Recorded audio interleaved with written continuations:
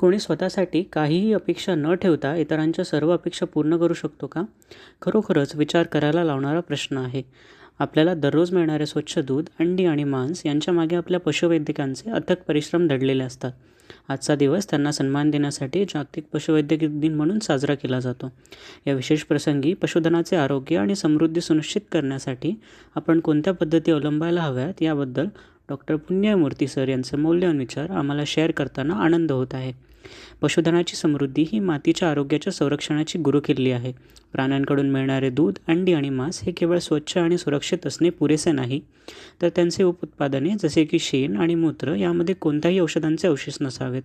तेव्हाच मातीची सुपीकता टिकून राहील आणि नैसर्गिक शेती फुलू शकेल. चला आपण पशुधनाचे आरोग्य जपूया आणि मातीचे आरोग्यही वाढवूया.